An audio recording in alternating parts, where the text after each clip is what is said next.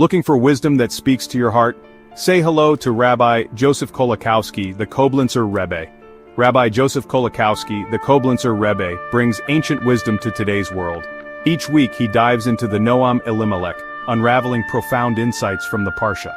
Whether you're deeply versed in Torah study or just beginning your journey, Rabbi Kolakowski's teachings are accessible and inspiring. His unique approach not only sheds light on the text but also offers practical guidance for modern life.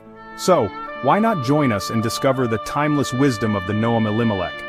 With Rabbi Kolakowski, every Parsha becomes a path to deeper understanding and personal growth.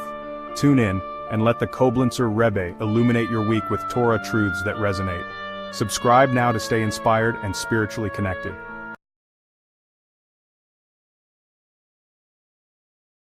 Shalom and blessings, welcome to our channel. Every Wednesday, Rabbi Kolakowski, affectionately known as the Koblenzer Rebbe, shares a teaching from the holy Hasidic volume, Noam Elimelech. This week, for Parshas Shmini, the Rebbe Reb Melech teaches a homily on Leviticus chapter 11, explaining how the simple piety of avoiding eating unclean animals brings atonement of sin. Let's watch. All right, Bruchim Abayim, welcome everyone. Every Wednesday we try to learn something from the Heilige Rebbe Melech from Lezhensk. This week's Parshas Shmini, and in the book of Leviticus, chapter 11, we read, Oyomer Zoisachaya. Or you could say, this is the animal you're allowed to eat. Remember, Lama Sherodaniel Chayazu Edom. We could say that this is hint to that which Daniel saw, that he saw a beast, and that was a representative of the archetype of Edom, which some say is the archetype of Rome. Ashetoichlu, which you shall eat, so it says you should consume your enemies. So Scripture is saying that through this you'll have the power to destroy your enemies, which is from all the animals. The Isa b'Gemara Bava Metzia, as it's cited in the Talmud in Bava Metzia, Amarav Chanina Misura de Pras L'Rabina Yitzir Levina Yitzis Mitzrayim Dechasav Rachmana Gabe Shvatzim Lamali. So Rabbi Chanina from Surah of the Euphrates asked Ravina, why is it that concerning the prohibition against eating disgusting little creatures, insects and reptiles and things, which are nice pets but they're not good to eat, why is the exodus from Egypt mentioned along with them in the scripture? So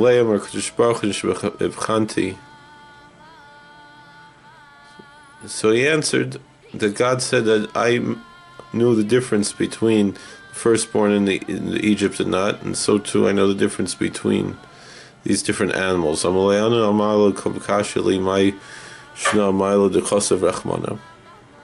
And I'm the one who brought out the Hebrews from Egypt. So that's a question. What difference is it he brought them up? Why did God write that? Malay answers, the son of the Rebbe Shmuel, as taught in the academy of Rabbi Shmuel,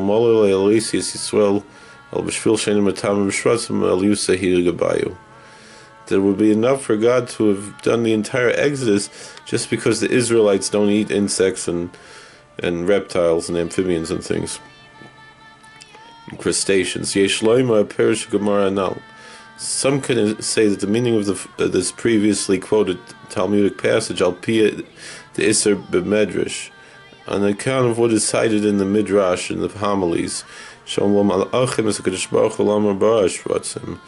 angels asked God, why did He create these creatures if we're not allowed to eat them? So God answered, it's because of the prosecution.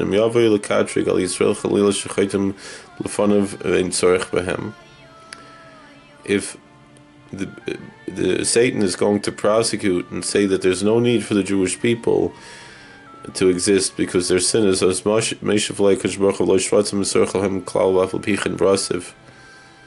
God could answer, well, the world doesn't need these insects and reptiles and things, but I still created them despite that.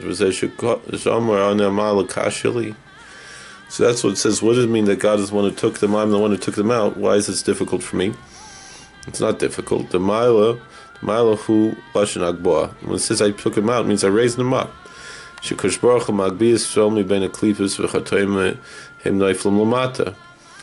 That God lifts up the Israelites from among the klipos, from the forces of evil and from sins, and the sins and the klipos, the shells, fall down. The Shah Amar Amala. That's why the scripture says that God lifts them up. What reason and what merit did God take the Israelites up out of Egypt? It's Klal Yisrael Mechatuseyim, meaning also represents that archetype of why does God lift us up from out of our sins. That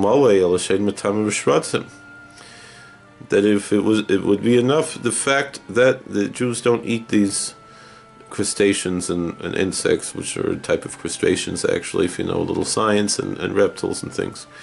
And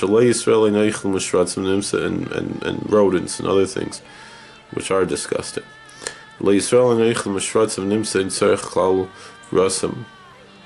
see the Jews don't eat these creepy crawling creatures, and so there's really no need to them to be created, because the Jews don't eat them. But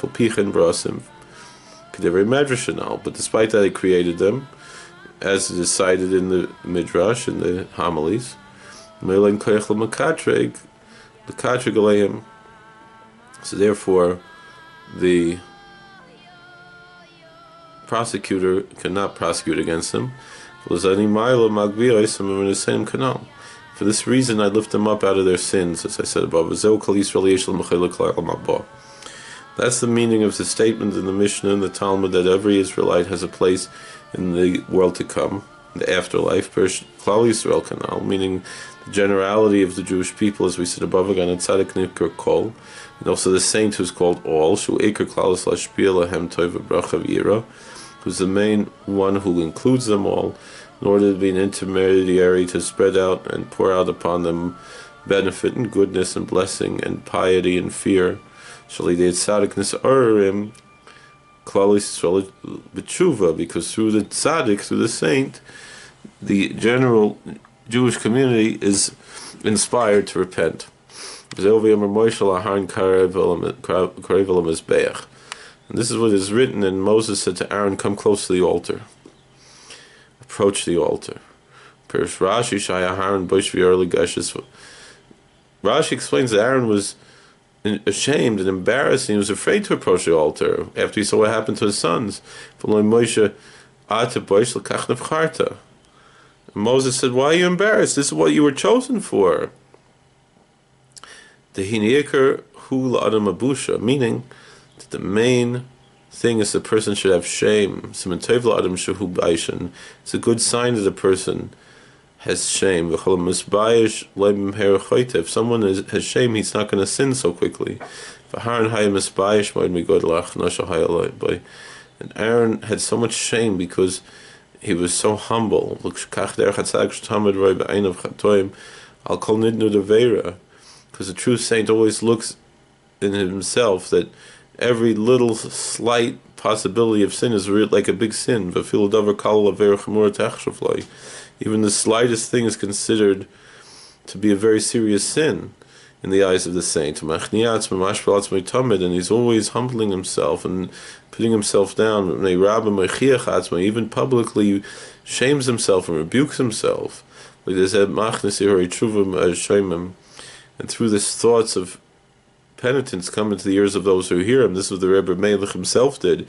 He would repent for sins that he didn't even do, and the people listening to him saying confession actually committed those sins, and that would inspire them to repent. This is what Moses says. That's why Moses asks his brother Aaron, why are you ashamed? It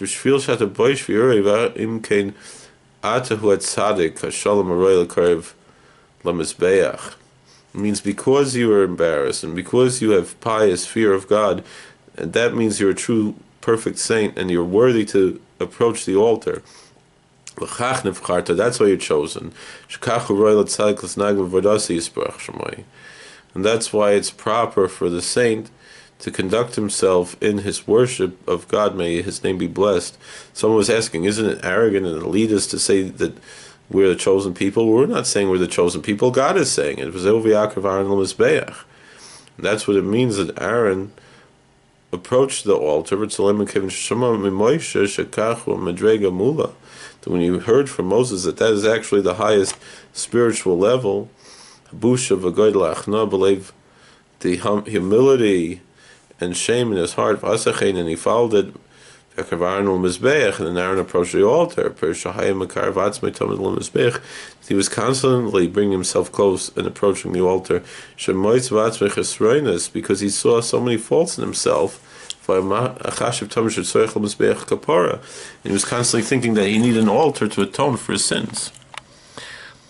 Thank you for watching. God bless. Please like, share, and subscribe, comment, and we'll see you later. All right, how do I turn this thing off? We hope you enjoyed this content.